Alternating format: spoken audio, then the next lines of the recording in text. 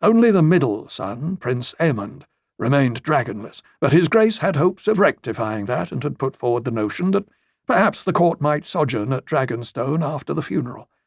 A wealth of dragon's eggs could be found beneath the Dragonmont, and several young hatchlings as well. Prince Aemond could have his choice, if the lad is bold enough. Even at 10, Aemond Targaryen did not lack for boldness.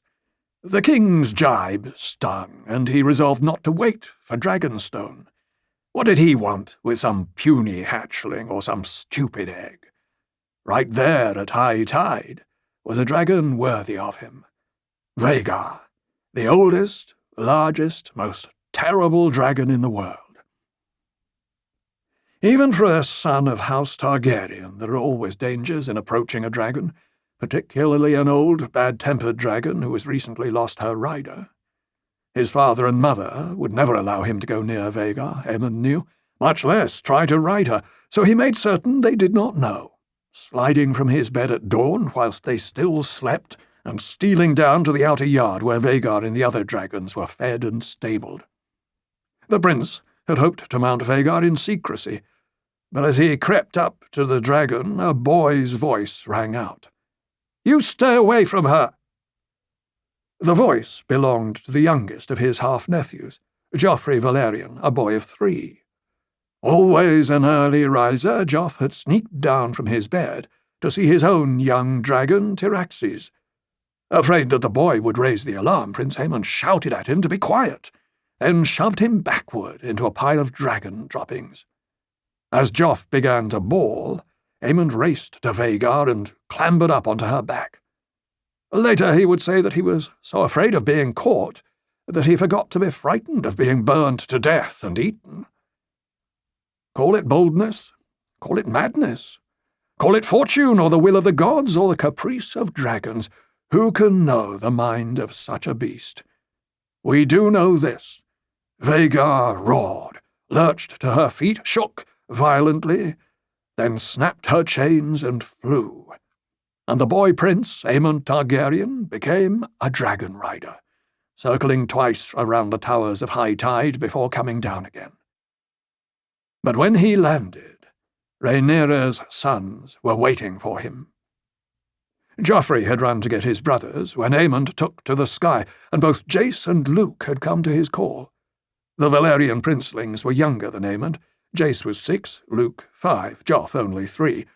But there were 3 of them, and they had armed themselves with wooden swords from the training yard. Now they fell on him with a fury. Aemond fought back, breaking Luke's nose with a punch, then wrenching the sword from Joff's hands and cracking it across the back of Jace's head, driving him to his knees. As the younger boys scrambled back away from him, bloody and bruised, the prince began to mock them, laughing and calling them the Strongs. Jace, at least, was old enough to grasp the insult. He flew at Aemond once again, but the older boy began pummeling him savagely until Luke, coming to the rescue of his brother, drew his dagger and slashed Aemond across the face, taking out his right eye. By the time the stable boys finally arrived to pull apart the combatants, the prince was writhing on the ground, howling in pain, and Vhagar was roaring as well. Afterward, King Viserys tried to make a peace, requiring each of the boys to tender an apology to his rivals on the other side, but these courtesies did not appease their vengeful mothers.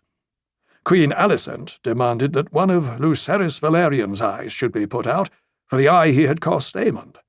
Princess Rhaenyra would have none of that, but insisted that Prince Aemond should be questioned sharply until he revealed where he had heard her sons called Strongs. To so name them was tantamount to saying they were bastards, with no rights of succession, and that she herself was guilty of high treason. When pressed by the king, Prince Aemond said it was his brother Aegon who had told him they were Strongs, and Prince Aegon said only, "Everyone knows. Just look at them." King Viserys finally put an end to the questioning, declaring he would hear no more.